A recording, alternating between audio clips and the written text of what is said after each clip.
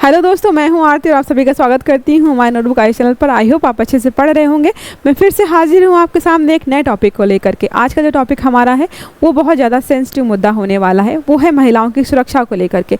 आपको सबको पता होगा, अभी हाल ही में जो वेस्ट बंगाल में एक जो ट्रेनी नर्स थी या ट्रेनी डॉक्टर थी, उनके साथ जो वहाँ पर रेप हुआ है, उसको लेकर के महिलाओं की सुरक्षा को मुद्दा जो है बहुत ज़्यादा चर्चा में चला कि भाई क्या वर्क प्लेस पर, मतलब कि उस लड़की ने कितनी पढ़ाई लिखाई करके उस लेवल तक पहुंची थी और वहाँ पर भी वो सुरक्षित नहीं है, घर पर भी सुरक्षित नहीं है, बाहर भी सुरक्षित नहीं है, स्कूल कॉलेज हॉस्पिटल्स हर जगह अगर उनकी सुरक्षा जो है इस तरीके से दाव पे लगा दी जा रही है तो अपने आप में सोचने वाली बात है। तो यहाँ पे जो रेप केसेस होते रहते हैं, देखो ये जो मामला था बड़ा हो गया, सामने आ गया। बहुत सारे ऐसे रेप केसेस होते हैं जो रिपोर्ट नहीं किए जाते हैं, जिनके बारे में किसी को कोई भी इन्फॉर्मेशन नहीं होती है। तो इस बात को लेकर के प्रधानमंत्री नरेंद्र मोदी जी ने जो स्टेटमेंट्स कुछ दिए हैं महिलाओं की सुरक्षा को लेकर के, नियमों कानूनों को लेकर भी दिए हैं। और एक आर्टिकल और भी छपा है यहाँ पर, केरला गवर्नमेंट के द्वारा छापा गया है, मतलब केरला का एक टॉपिक है। जो कास्टिंग काउच का शिकार होती हैं महिलाएं, फिल्म इंडस्ट्री में जो काम करने वाली महिलाएं हैं, उनका शोषण कैसे होता है उसको लेकर के फिर से चर्चा में चीज़ें चल रही हैं। और आपको बाकी पता है मीटू वगैरह का बहुत ट्रेंड में चला था, जिनके साथ भी शोषण हुआ है, शारीरिक शोषण, सेक्सुअल असॉल्ट जिनको किया गया है, उन्होंने मीटू ट्रेंड चलाया था। तो बहुत सारी चीज़ें जो है फिर से घूम फिर करके आ रही हैं। निर्भया कांड भी फिर से चर्चा में चल रहा है, बहुत सारी चीज़ें यहाँ पे देखने को मिल रही हैं। तो देखो आर्टिकल क्या था, laws to curbs crimes against womens have been made stricter says Modi. जो मोदी जी ने एक चीज़ बोली है कि अगर कोई भी ऐसी चीज़ हो रही है जो महिलाओं के खिलाफ है या महिलाओं के साथ दुर्व्यवहार हो रहा है, शोषण हो रहा है, उनका उत्पीड़न हो रहा है, तो उनको लेकर के हमें अपने कानूनों को, नियमों को बहुत ज़्यादा स्ट्रिक्ट बनाने की ज़रूरत है। जहाँ पर भी लापरवाही बरती जा रही है, थोड़ी ढील दी जा रही है कि नहीं चलो ठीक है चलता है, वहाँ पर सबको यहाँ पे स्ट्रिक्ट करने की बात की गई है। मतलब अगर कोई भी सेक्सुअल असॉल्ट में पकड़ा जाता है, या तो उसको आजीवन कारावास होगा या तो वहाँ पर मृत्यु दंड देने की बात की गई है। तो यहाँ पे हम कुछ की पॉइंट्स जो हैं उनके भाषण से या उनकी स्पीच से जो उठाए गए हैं उनको देख लेते हैं। देखो क्या लिखा है, प्रधानमंत्री नरेंद्र मोदी के द्वारा दिए गए भाषण के कुछ मुख्य बिंदु यहाँ पर देख लो, लिखे हैं मैंने, जो आर्टिकल छपा है उसी से निकाले हैं। तो क्या लिखा है, महिलाओं के खिलाफ होने वाले अपराध के प्रति सरल कानून जो है उनको बोला गया कि भाई सरल जो आपने कानून बना रखे हैं उनको थोड़ा सा आपको कठिन बनाना है, कड़ी सज़ा का प्रावधान करना है।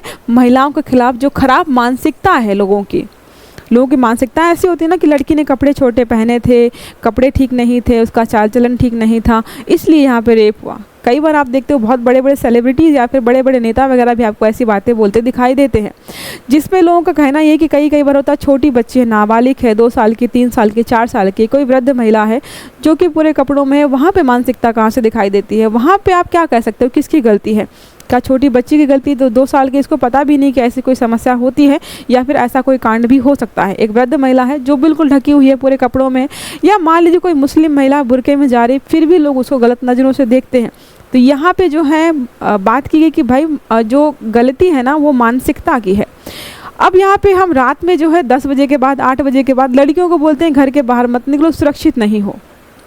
मुझे ऐसा लगता है कि लड़कियों को नहीं, लड़कों को बाहर जाने से रोकना चाहिए, क्योंकि सुरक्षित लड़कों की वजह से लड़कियां नहीं है। तो जो असुरक्षा का मुद्दा बन रहे हैं, जो असुरक्षा फैला रहे हैं वो लड़के हैं। तो घर वालों को, लड़कों को है रात को बाहर भेजने से या जाने से मना करना चाहिए, ना कि लड़कियों को, क्योंकि लड़कियां किसी का रेप नहीं कर रही हैं, ना ही किसी को असॉल्ट कर रही हैं। तो यहाँ पे मानसिकता को लेकर के बात की कि लोगों को अपनी मानसिकता बदलनी चाहिए, जो बिल्कुल सही बात है। अब यहाँ पे उन्होंने दूसरा पॉइंट ये बोला कि राज्य सरकारों को यहाँ पे सहायता दी जाएगी, जहाँ पर भी चीज़ें ऐसी होती हैं, जैसे अभी पश्चिम बंगाल में चीज़ें ऐसी, तो नियम कानून बनाए जाएंगे वहाँ पर, तो वहाँ पर सरकारें जो है, हमारी केंद्र सरकारें जो मदद करेगी। इसी मामले में अगर देखा है तो महाराष्ट्र गवर्नमेंट की बहुत प्रशंसा की गई है, क्योंकि वहाँ पे नियम कानून थोड़े इससे अच्छे, मतलब हमारे पूरे भारत में अलग अलग क्षेत्रों की अपेक्षा वहाँ पर आपको नियम कानून जो है बहुत अच्छे दिखाई देते हैं। ठीक है, तो यहाँ पे देखो लिखा, पश्चिम बंगाल में रेप जो हुआ है, अभी देखो इस मामले को लेकर चल रही है जो नई रिपोर्ट्स आ रही, कुछ का मामला मतलब कुछ लोग बोल रहे हैं कि नहीं किसी एक व्यक्ति ने रेप किया है, लेकिन वहाँ पर जो सीमन मिला है जो चीज़ें देखी गई हैं, जो सबूत मिले, उसके आधार पर ये अनुमान लगाया जा रहा है कि कोई व्यक्ति जो है एक नहीं था, वहाँ पर जो एक से ज़्यादा व्यक्ति शामिल हुए और वहाँ पे बड़े बड़े अधिकारी या फिर हॉस्पिटल मैनेजमेंट के बड़े कोई अफसर्स वगैरह शामिल होने की संभावनाएं बताई जा रही हैं। कुछ लोगों का मानना ये है कि भाई इस जो कांड हुआ है इसमें शायद ही इंसाफ मिल पाए, क्योंकि जो है कुछ हो पाता उससे पहले ही उसकी बॉडी जो है जला दी गई। मतलब चीज़ें बहुत लेट हुई, एफआईआर कभी लिखी जा रही है और बॉडी कब मिल रही है, थोड़ी बहुत चीज़ें उल्टी सीधी चल रही है। इसमें तो लोगों का पता नहीं, लोग बोल रहे हैं कि हाँ शायद हो सकता है कि इंसाफ मिले, कुछ का मानना है कि इंसाफ नहीं भी मिलेगा। अब नेक्स्ट जो टॉपिक था इसी संबंधित है, वो है Hema committee reports. Hema committee reports आपसे पूछे कि ये जो है केरला सरकार जो है केरला हाई कोर्ट में एक पिटीशन दायर की गई थी, उसके बाद यहाँ पे रिपोर्ट सामने आई थी जिसका नाम क्या है, हेमा कमेटी रिपोर्ट माना जाता है। इसमें जो है बात की गई थी किसके बारे में कि जो भी महिलाएं जो है फिल्म इंडस्ट्री में काम करती हैं, चाहे वो बड़े लेवल पर हो या छोटे लेवल पर हो, वो कास्टिंग काउच का हमेशा शिकार होती दिखाई देंगी आपको। उसको बोलते हैं कि मतलब फेवर्स, आपको फेवर्स मिल रहे हैं, आपको हम अच्छी मूवी दिलाएंगे, मतलब अच्छी स्क्रिप्ट देंगे या फिर अच्छा रोल देंगे, आपको हमें कुछ फेवर करना होगा, तो उसको कास्टिंग काउच बोला जाता है। तो वहाँ पर अगर किसी भी महिला के साथ कोई भी बदसलूकी होती है या फिर शारीरिक शोषण होता है, मानसिक शोषण होता है या सेक्सुअल असॉल्ट किया जाता है, तो उन सबको यहाँ पे रखा गया, उन सबको लेकर के यहाँ पे बात की गई थी। ठीक है, लिखा है यहाँ पे 2017 में केरला हाई कोर्ट में पिटीशन दायर की गई थी सिनेमा में या फिल्म इंडस्ट्री में काम करने वाली महिलाओं के शोषण को लेकर के। फिर 2019 में रिपोर्ट सबमिट की गई। उसमें रिपोर्ट में जो दो मोस्ट इंपॉर्टेंट बड़े पॉइंट्स यहाँ पर हमें जानने हैं वो ये थे, फिल्म जगत में महिलाओं के साथ भेदभाव भी होता है, शोषण भी होता है, शारीरिक शोषण भी होता है, जो कि अपने आप में एक तरीके से अपराध माना गया है, और कास्टिंग काउच को भी यहाँ पे अपराध की श्रेणी में रखा गया है। तो ये सारी चीज़ें जो है अगर आपसे कभी पूछा जाए कि भाई फिल्म इंडस्ट्री से संबंधित जो शोषण होता है क्या किसी रिपोर्ट में या किसी कमेटी के द्वारा रिपोर्ट प्रकाशित की गई है, तो क्या याद करना है आपको, हेमा कमेटी की रिपोर्ट। ठीक है, अब यहाँ पे देखो बात की रेप्स की कि कहाँ पे कितने रेप होते हैं। तो बोला जाता है कि भारत में जो है 90% जो रेप होते हैं वो महिलाओं के होते हैं, मतलब 10% जो है पुरुषों के रेप भी यहाँ पे देखने को मिलते हैं, उनकी संख्या थोड़ी यहाँ पे कम है। तो लिखा है 90% of adult rape victims are females ages 16 to 19, 16 से 19 साल की ज़्यादातर महिलाएं होती हैं जिनका रेप होता है, are 4 times more likely than the general population to be victim of rape. Normal जिनका रेप होता है उसके मामले में 16 से 19 साल की जो महिलाएं हैं वो 4 गुना ज़्यादा खतरे का सामना करती हैं ऐसे मामलों में। अटेम्प्टेड रेप और sexual assault women age 18 to 24 who are college students are 3 times more likely. जो कॉलेज स्टूडेंट्स हैं 18 से लेकर के 24 साल की, उनको लगभग 3% या 3 गुना खतरा है। ठीक है, तो ज़्यादा खतरे में कौन है बच्चे, ये जो है 16 से 19 साल के महिलाएं हैं। उसके बाद अगर बात करें कि सबसे ज़्यादा रेप की जो संख्या है, रेप का परसेंटेज है कौन सी कंट्री में, तो बोत्सवाना में हाईएस्ट है रिपोर्टेड रेप का रेट जो है 92.93%, 92.93% है 1 लाख महिलाओं में। इतना ज़्यादा मतलब कि वहाँ पे आपको देखने को मिल रहा है। The demonstrate the gravity of sexual violence with nearly 70% of women being abused. लगभग 70% महिलाएं ऐसी हैं जहाँ पर उनको किसी न किसी रूप में भी जो है अब्यूज़ किया जाता है।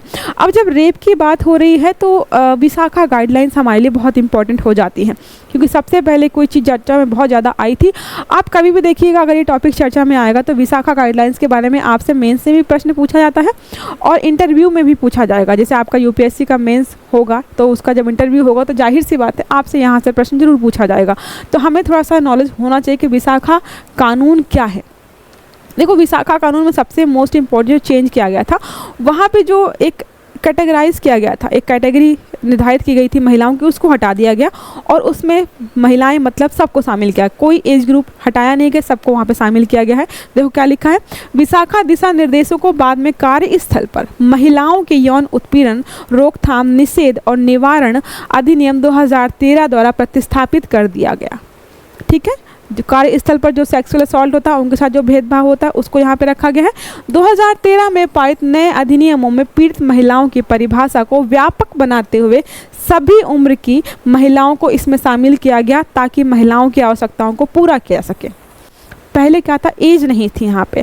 अब कोई नाबालिग है उसको महिला मान ही नहीं रहे हैं, तो समस्या हो रही थी। तो यहाँ पे क्या किया गया, सबको शामिल किया गया कि भाई एज का यहाँ पे फैक्टर ख़त्म करते हैं, कोई भी एज की लड़की हो उसको हम यहाँ पे महिला के रूप में ही काउंट करेंगे अगर उसको कार्य क्षेत्र में कोई भी चीज़ ऐसी देखने को मिलती है। ठीक है, तो ये हमारा हो गया। और अभी जैसे है जो वेस्ट बंगाल वाला मुद्दा है वो अपने कार्यस्थल पर ही हुआ है, तो वहाँ पे विशाखा गाइडलाइंस वाला मुद्दा अपने आप उभर कर सामने आ जाता है। ठीक है, समझ में आया। अगर हम बात करें हमारी जो NCRB है, नेशनल क्राइम रिकॉर्ड ब्यूरो, जो हमारा, उसने जो है महिलाओं की सुरक्षा को लेकर के क्या डाटा या क्या चीज़ें निकाल के रखी हुई हैं, तो देखो यहाँ पे ये चीज़ें थोड़ी इंपॉर्टेंट हमारे लिए हो जाती हैं। कई बार जो है फैक्चुअल चीज़ें पूछ लेता है और हम इस पर ध्यान नहीं देते, हमें लगता है कि यार क्या ही पूछेगा, लेकिन हमें जनरल नॉलेज के लिए इतना इंपॉर्टेंट मुद्दा है ये। इसमें अगर एक टॉपिक पे आप परसेंटेज याद रखते हो कि इतने % महिलाओं के साथ ये होता है, इतने % महिलाओं के साथ ये होता है, तो हमारे लिए बहुत ज़्यादा ज़रूरी हो जाता है। देखो क्या लिखा है, राष्ट्रीय अपराध record bureau, national crime record bureau NCRB की 2022 की रिपोर्ट के अनुसार 2022 में पूरे भारत में महिलाओं के खिलाफ अपराध के कुल 4,45,256 मामले दर्ज किए गए। 2022 की रिपोर्ट बताई जाए, 4,45,256 मामले दर्ज किए गए, जो पिछले वर्ष की तुलना में 4% अधिक है। 2022 की बात की जा रही है, उसके पहले निर्भया कांड भी हो चुका है, साउथ का भी एक कांड हुआ था, और भी बहुत सारे ऐसे रेप केसेस आते रहते हैं, वर्डिक्ट्स आते रहते हैं और फैसले सुनाए जाते हैं और धरने प्रदर्शन किए जाते हैं, कैंडल मार्च किए जाते हैं, लेकिन क्या है, फिर भी रेप केसेस कम नहीं हुए हैं, 4% की दर से बढ़ा है। ठीक है, फिर देखो लिखा है, प्रति लाख जनसंख्या पर महिलाओं के विरुद्ध अपराध की दर जो है 66.4 रही है, जिसमें कि अगर बात की जाए दर्ज कराने की जो दर है 75.8% है। मतलब इतने केसेस हैं, मतलब 66,000 केसेस हैं, तो उसका सिर्फ 75% दर्ज हुआ है। 25% महिलाएं ऐसी हैं जिन्होंने रिपोर्ट भी नहीं किया है, वरना ये 4.5 लाख की जगह शायद हो सकता है 5.5 लाख होता। ठीक है, अपराध के प्रकार क्या है, कौन कौन से अपराध यहाँ पे होते हैं महिलाओं के साथ में, तो लिखा हुआ है, अब महिलाओं के विरुद्ध अधिकांश अपराध पति या रिश्तेदारों के द्वारा की गई क्रूरता के रूप में वर्गीकृत किए। ज़्यादातर होता है कि आपके आसपास जानने पहचानने वाले लोग ही आपका फ़ायदा उठाते हैं, तो ज़्यादातर जो डोमेस्टिक वायलेंस हो गए, रेप केसेस हो गए, आप देखेंगे तो जान पहचान के लोग ही, गांव ग्रामीण क्षेत्र में जब भी रेप केसेस सामने आते हैं तो पता चलता है कि जान पहचान का ही कोई व्यक्ति था। जो बहुत बड़े कांड होते हैं उसमें होता है कि कोई अननोन पर्सन है, 3-4 लोग हैं, तो वो अलग हो जाता है, लेकिन ज़्यादातर मामले जो हैं ऐसे, वो सारे ऐसे होते हैं कि आपके रिश्तेदार और आपके जान पहचान वाले ही काम ऐसे करते हैं। महिलाओं के अपहरण और अपहरण के मामले भी यहाँ पे लिखे गए हैं। ठीक है, अलग अलग टाइप के, देखो बलात्कार के मामले भी यहाँ पे लिखे गए हैं, तो अलग अलग कैटेगरीज में जो परसेंटेज आपको यहाँ पे देखने को मिलेगा अलग अलग है। तो बस आपको याद रखना है कि हमारे यहाँ पर कितनी % दर से बढ़ा है, रिपोर्ट में कितने डाटा बताया गया है, तो ये सारी चीज़ें हमारे लिए बहुत इंपॉर्टेंट है। ठीक है, देखो यहाँ पे लिखा हुआ है 2016 में लगभग इतने मामले थे और हर 15 मिनट में एक महिला के साथ बलात्कार होता है, ये बताया जा रहा है यहाँ पे। 2018 में हर साल कार्यस्थल पर इतने ज़्यादा मामले देखने को मिल रहे थे। बलात्कार के 86 मामलों में किशोर शामिल हैं, ज़्यादातर महिलाएं जो है यंग हैं, उनके साथ ही चीज़ें हो रही हैं। राज्यवार डेटा की बात की कि कौन सा राज्य है जिसमें सबसे ज़्यादा देखने को मिलते हैं, दिल्ली में महिलाओं के खिलाफ अपराधों की दर सबसे अधिक थी, जिसकी दर % लाख पर 144.4% थी। 2022 में 14,247 मामले दर्ज किए गए, सबसे ज़्यादा दिल्ली में ही महिलाएं सेफ नहीं हैं। उत्तर प्रदेश में सबसे अधिक है, 65,7443 FIR दर्ज की गई थी। उसके बाद महाराष्ट्र, राजस्थान, पश्चिम बंगाल और स्थान अलग अलग रहा है। ठीक है, सब पहले नंबर पे कौन है, दिल्ली है, उत्तर प्रदेश है, फिर है महाराष्ट्र, राजस्थान और फिर पश्चिम बंगाल। अभी जिस केस को हम पढ़ रहे हैं वो कहाँ का है, वेस्ट बंगाल का है, वहीं की वजह से ये जो है टॉपिक जो है फिर से चर्चा में आया हुआ है। ठीक है, यहाँ पे कुछ अलग अलग महत्वपूर्ण केसेस हमारे हुए हैं, उनमें कुछ बहुत ज़्यादा बड़े बड़े डिसीजन सुनाए गए हैं, तो अगर कभी आ जाता है मैच करने के लिए तो हमें ये पता होना चाहिए। ठीक है, देखो पहला है जोसेफ साइन बनाम भारत संघ का मामला 2018 में आया था। व्यभिचार को अपराध से मुक्त करके रखा गया था। पहले था ना कि अगर आपकी पत्नी का कहीं अफेयर चलता है तो उसको एक तरीके से अपराध की श्रेणी में रखा गया था, तो उसमें इसको हटा दिया गया।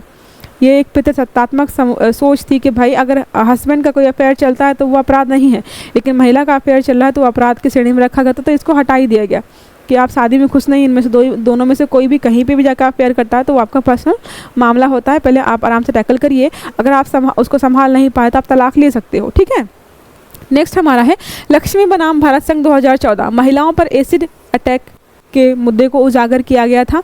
वहाँ पे जो है विक्टिम्स जो भी हैं उनका ख्याल रखना, उनका ट्रीटमेंट देना और सजा वगैरह का प्रावधान यहाँ पे कड़ा किया गया है, ठीक है। क्योंकि एसिड अटैक का रीज़न सबसे बड़ा होता है कि एसिड जो है बहुत आसानी से मिल जाता है, तो पहली बात तो बिक्री भी बैन कराया गया, और जो भी एसिड अटैक्स के जो भी जिन पे ये अटैक होता है उनको जो है ट्रीटमेंट प्रॉपर नहीं मिल पाता है, तो उनको भी वहाँ पे ध्यान में रखा गया है। नेक्स्ट हमारा है इंडिपेंडेंट थॉट बनाम भारत संघ 2017 का है, बलात्कार को अपराध घोषित किया गया है यहाँ पर, ठीक है। फिर दिल्ली गैंग रेप जो हुआ था, निर्भया कांड जो 2012 में हुआ था, जो बहुत चर्चा में बना था, तो यौन अपराधों के लिए कठोर दंड का प्रावधान किया गया था, मृत्युदंड और आजीवन कारावास जैसी यहाँ पे चीज़ें बात की गई थी। लिल्लू बनाम हरियाणा राज्य में है, ये भी अपने आप में बहुत इंपॉर्टेंट 2013 का है, 2 फिंगर टेस्ट को गलत ठहराया गया है। ऐसा होता था ना कि जब भी किसी महिला का रेप होता था तो उस पे जो है 2 फिंगर्स टेस्ट किया जाता था। उसको बोला गया कि भाई, सुप्रीम कोर्ट ने बोला कि ये किसी महिला के लिए उसके एक तरीके से मानसिक प्रताड़ना है, उसकी जो है गर्मियों के साथ खिलवाड़ करना है, तो इसको यहाँ पे बैन कर दिया गया। फिर क्या है चेहत बनाम भारत संघ एवं अन्य 2003 का मामला है, लिंग चयन हो गया या फिर लिंग चयनात्मक परीक्षण वगैरह कराते हैं, लड़का है लड़की है, फिर होता है कि लड़की है तो गर्भपात करा दिया गया, तो उसको बोला गया कि अगर गर्भपात आप कराते हो या फिर जन्म के बाद भी अगर लड़की की हत्या करती है तो महिलाओं के खिलाफ हिंसा वाला मामला आप पे दर्ज किया जाएगा और आपको वहाँ पे सजा भी हो सकती है, क्योंकि ये अपने आप में गलत चीज़ें थी, ठीक है। अब यहाँ पे हम आते हैं हमारे प्रश्न और उत्तर पर। ये जो प्रश्न आप देख रहे हो, देखो यहाँ पे लिखा हुआ है, ये हमारा 2010 का है, यूपीएससी में पूछा गया प्रश्न है। महिलाओं के विकास के लिए भारत सरकार द्वारा शुरू की गई 2 योजनाएं स्वाधार और स्वयं सिद्धा, उनके बीच अंतर के संबंध में निम्नलिखित कथनों पर विचार कीजिए। तो देखो यहाँ पे लिखा है, स्वयं सिद्धा का उद्देश्य कठिन परिस्थितियों में रहने वाली महिलाओं जैसे प्राकृतिक आपदाओं या आतंकवाद से बची महिलाओं, जेलों से रिहा महिला कैदियों, मानसिक रूप से विकलांग महिलाओं आदि के लिए है, जबकि स्वाधार का उद्देश्य है स्वयं सहायता समूहों के माध्यम से महिलाओं के समग्र सशक्तिकरण के लिए है। दूसरा हमारा स्टेटमेंट है, स्वयं सिद्धा का क्रियान्वयन स्थानीय स्वशासन निकायों या प्रतिष्ठित स्वैच्छिक संगठनों के माध्यम से किया जाता है, जबकि स्वाधार का क्रियान्वयन राज्यों में स्थापित ICDS इकाइयों के माध्यम से किया जाता है। अब आपको बताना है यहाँ पे कौन सा विकल्प सही है। देखो 2000 कब का है, 2010 का प्रश्न है ये, तो मैं उम्मीद कर रही हूँ कि इस प्रश्न का उत्तर जो आप मुझे कमेंट बॉक्स में दें, क्योंकि अगर आप यूपीएससी की तैयारी कर रहे हो, जो है प्रीलिम्स की तैयारी कर रहे हो अगले साल के लिए, तो आई होप आप PYQ वगैरह सॉल्व कर रहे होगे, तो इसका उत्तर जो है आप मुझे कमेंट बॉक्स में बताइएगा, ठीक है।